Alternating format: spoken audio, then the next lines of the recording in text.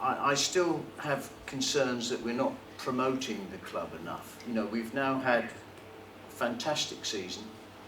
I know it was very difficult probably in the last two. Sometimes people came along, you know as well as I do, you know, it was tough 2 seasons.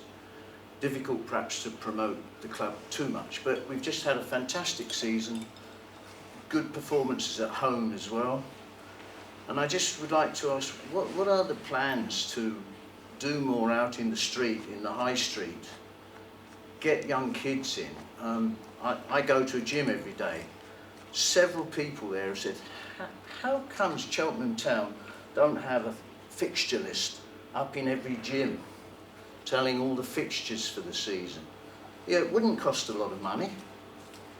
There are people in our gym say, oh, if I knew what the games were on and I'm hearing they're playing much better, why, or perhaps you do have some plans to promote. You know, I know Gary has said he wants to be with a club with ambition. I think we need to show more ambition.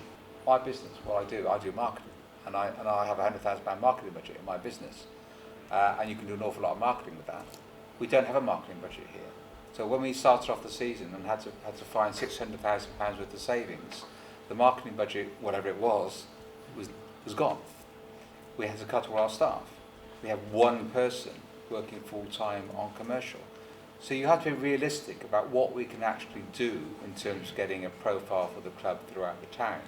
And what I would say what we have done, we've got a new press and media officer, George Smith, who's done absolutely an amazing job of promoting this football club on social media. The views that the stuff that he's getting is staggering. And if you haven't looked on YouTube and stuff like that, which is well beyond my understanding, but YouTube and social media is where it's all at. So we're all over that, and clearly we're all over the Echo. We do have a good website. And yes, of course you could do more. You gave me £10,000 to put my marketing budget together. We could have some adverts on some buses, and we could have and all that. And I accept, yes, we could get volunteers producing fixture things that go in gyms and things. It all needs organisation. It all needs someone to come forward and do it. You know. If you take all our volunteers, it's service operators, programme sellers, office staff, it equates to around 1 to 2 loan signings a year. So I think, you know, the work our volunteers put into this football club means we can have 1 to 2 loan players out there on a match day, which is fantastic. In terms of, back to the question, yes, you can always do more. You've got to be careful when it comes to marketing. Does it add any value? Does it add more people on the gate? We've handed out about 10 to 15,000 leaflets this year. So we've been in the Regent Arcade twice, I believe. We did one, we did a student event solely aimed at students just at the start of the season, where we handed out fixture cards and leaflets. We have got, so George, he's gone over his contacts on the board. He's done a fantastic job in media side of the football club, working with some great player videos. I've been speaking to him this afternoon, and he's done the quiz. So there's the third part of the quiz is coming out tomorrow. So he's done some great social media type activities. We do need to look at media in schools. We need to link better with our community side of things, so they go out to a lot of schools. I was speaking to Ollie in the community department. They are doing quite a few summer fakes this year.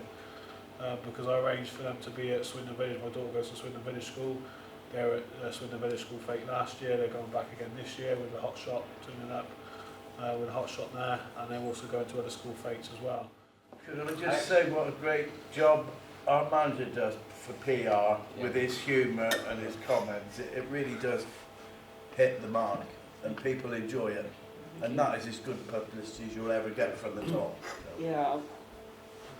One of the main things I think we try and do that maybe doesn't get as much publicity as maybe it could is a lot. We make sure that our players go out, don't we, in the community. You know, not just at Christmas time to the hospital, but we've been to schools, and any time many of the boys are asked, they go out there. And if we can get that affinity with the schools, clubs, whatever it is, then you know, people get closer if they think they know the people, and then they start coming to the games, etc. And it's like build up, and we've got a group of lads that, you know, never once has anyone ever said, no, we can't do that, and, you know, obviously I'll do whatever I've got to do, sort of thing, because I think we've got a group of people that understand, you know, what it's all about, and we have got to advertise ourselves and promote ourselves. The sort of atmosphere and relationship that everybody at the club is absolutely streets ahead of what it was, and it's a real delight to come here, not least because we're winning more games. But what puzzled me is the Forest Green home match. Unfortunately, I couldn't actually come myself, but I was astonished by the attendance in comparison to what we were getting when we were playing other good teams in the league. And I know there's quite a lot of local hype there, but have we sort of analysed to look what happened in the run-up to the Forest Green game that we might be able to reproduce for some of the others, particularly those coming up in the end of the season?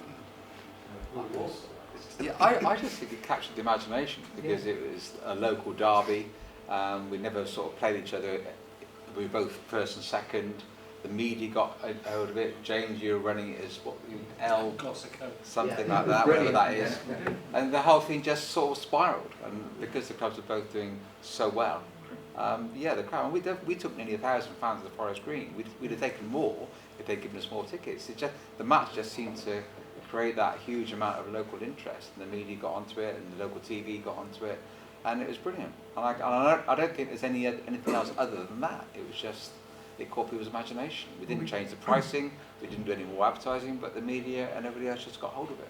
What we got for that game, Adrian, was a big walk-up crowd on the day. I keep all the figures, so I know roughly on the day of the game what we've taken in advance sales and season tickets, so as a percentage. So I can normally predict what we're going to get on the day.